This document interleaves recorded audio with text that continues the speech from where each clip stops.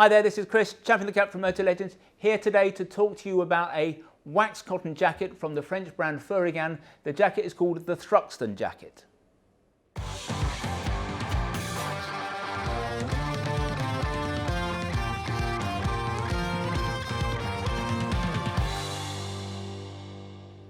So this is the wax cotton Thruxton jacket. Now, I was told some while ago that it was made with British Millerain wax cotton. I don't believe that's the case anymore. Normally when a jacket does use British Millerain cotton, there's a label in it that indicates that.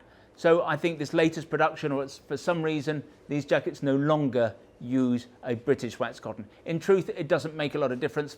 From a functional perspective, there are no changes. It's just you lack the prestige maybe with a jacket like this of not having a British wax cotton. And the reason that sometimes people do want to use a British wax cotton, either a British Millerain or a Halley Stevens, is because jackets like this are meant to be a take on a Belstaff. And indeed, this, if one was being cruel, you would just say it was another of many Belstaff lookalikes. In this case, it's based on the Belstaff Crosby jacket. Now, there are basically three styles within the Belstaff range. There's the longer style that's known as the Trailmaster, that has a central belt. Then there's the shorter style, the slightly more sporty Steve McQueen style, that's known as the Mojave. The one in the middle, that in some ways is the best length for riding a bike, is called the Crosby. That's a jacket that's identified because it's got adjusters on the side rather than a full belt. This is based on that because it has this central belt. In terms of the waterproofing, this jacket has a drop liner membrane. That's the same as a Belstaff. The reason I mention this is that when you combine wax cotton with a membrane, you have a very superior level of waterproofing in our view. Now, one of the concerns about a drop liner membrane, and we talk about this a lot when we're talking about the technical gear, is that after 2, 3, 4 hours, the outer fabric can soak the rain in, it can become wet out. So you might not get wet, the water might not get through the membrane, but it makes the jacket feel heavy and wet, and therefore you feel cold and so on. But when you combine wax cotton, which is in its own rights fairly waterproof, remember it wasn't that many years ago that a wax cotton jacket was considered to be waterproof in its own right. In fact, in the early days when we were dealing with Belstaff, they didn't have a membrane, they just had the coating. But when you take the natural coating of a wax cotton that's going to stop a lot of water getting into the jacket, and then add it onto that, or into that, a waterproof membrane, you have pretty darn good waterproofing. In terms of thermal, this jacket has a full sleeve aluminium-lined liner, so it's pretty thin, but it's going to be very effective. We really like aluminium-lined liners. What aluminium does, it reflects heat back into the body. You will know, I'm sure, that liners inside motorcycle jackets don't do anything other than keep the heat in, unless of course they are electrically powered. So whatever liner you have, it could be a hollow fiber liner, all they're doing is trying to keep the heat in. Now, aluminium does that very effectively. You'll have seen pictures of people after the marathon, they're given an aluminium blanket that just holds whatever heat they've got left in the body. This does the same job. So the heat that comes off the body is kept inside the garment with that aluminium lining. It works pretty well. In terms of some of the decorative features on this, let's just walk through the jacket. I will show you what the jacket has. All the poppers are what we call polo mint poppers. They work perfectly well. Here we have a storm flap, another barrier against the ingress of water. The zip's a YKK zip, but it's not per se a waterproof zip. But with this flap, you can still have confidence that this is going to be a pretty waterproof jacket. We have 6 pockets on the outside. 2 here, not particularly useful. The inside of the pocket is sewn down so it doesn't open up particularly widely. You can't get a lot in there. You can get a little bit more in these 2 pockets down here.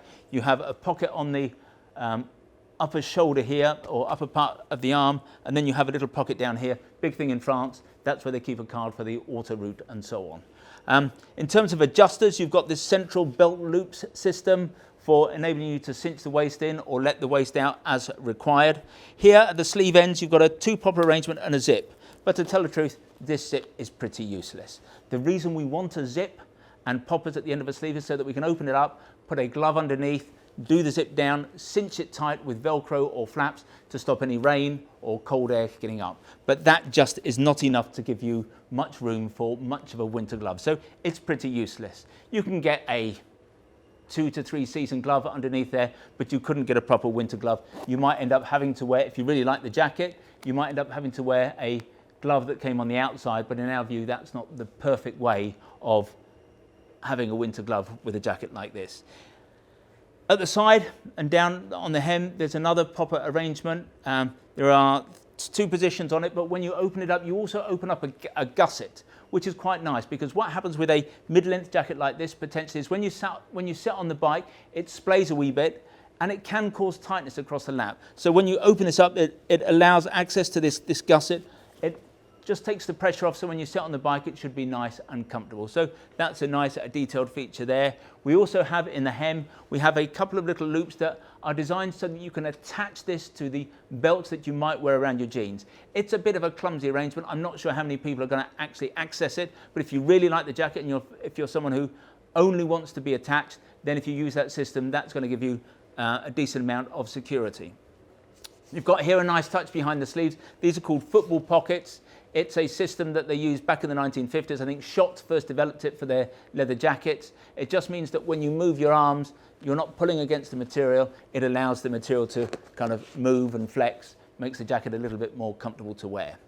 In terms of protection as a protective garment, this jacket is approved to the French standard, which is a version of the old EN 13595. Now, the French love a law. They were too impatient to wait for EN 17092, so they created their own version of the old law. So this is CE certified, but what we don't know, because it's a different standard, we have no way of telling whether this would have been an A or a double A under the new standard. It would not have been, in any scenario, AAA, but it could be AA or A. That we don't know, but there is some solace to be taken from the fact that we know that this is a CE certified garment. In terms of armour, you get D3O armour as standard in the shoulders and the elbows. There's a pocket for a back protector. It will take a T8. This is a back protector we talk about a lot. We use it to upgrade many jackets from different brands, but this actually is made for Furygan, so this is definitely the one that we would go for. I think it's 36 or 37 pounds. It's a lovely piece of protection. As it gets hotter, it softens up. You don't know it's there. It's actually level 2.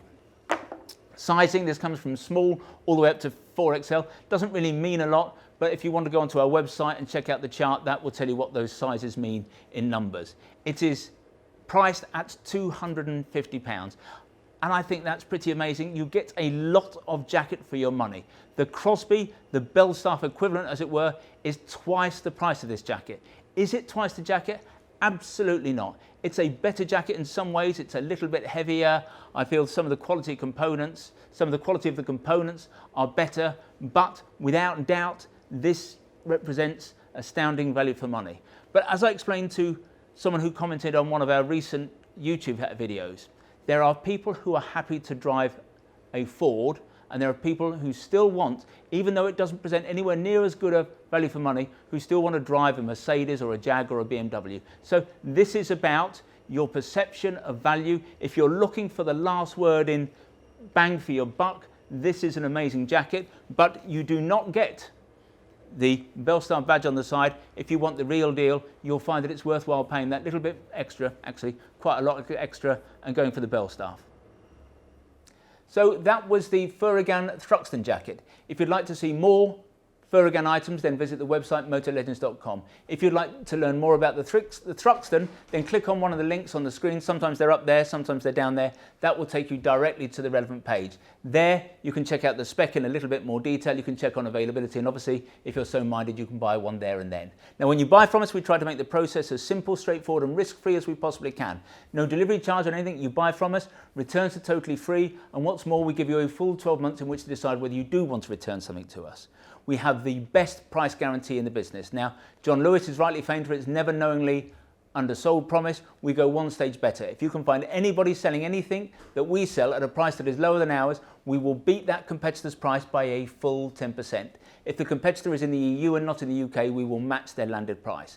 Now, there are a few terms and conditions, nothing particularly onerous, but if you are going to price beat us, I suggest you visit the website and check out what those terms and conditions are. If in the future you'd like to receive bulletins from us about new products, then if you go to the website, at the top of every page there's a little piece of script that says newsletter sign up. Click on there, within seconds you'll be in business. In future you'll receive bulletins from us. If however you would prefer to get your information videographically, that is to say in this form, we would be delighted if you want to become a subscriber to our YouTube channel, and you can do that by clicking on the button below. This is 2020.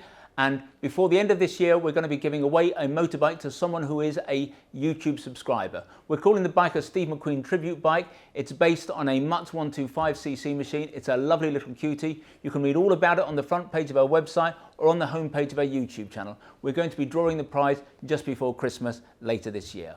Finally, I'd like to make a play for our fabulous little shop here at Motolegends. We're about a mile from the centre of Guildford, a mile from the railway station. As I've said, it's not a large shop. Fairly small footprint, but it's attached to our warehouse where we have more than £2 million worth of gear arranged over 3 floors. It technically makes us the second largest motorcycle apparel shop in the UK. But we think that we are far more than just about the quantity of merchandise we have here in the building. We're all about service, we're all about personal fitting. If you want to check us out, visit Trustpilot. We have the highest 5-star ranking in the business. When you come and see us, we'll sit down, we'll have a chat with you. We'll serve only the finest illy Italian coffee, or we'll serve you proper Yorkshire tea in a proper teapot. And who knows, if you're lucky, you might even get one of Sean's mum's delicious motorcycle-shaped shortbread biscuits. Anyway, this has been Chris. I hope to talk to you again soon.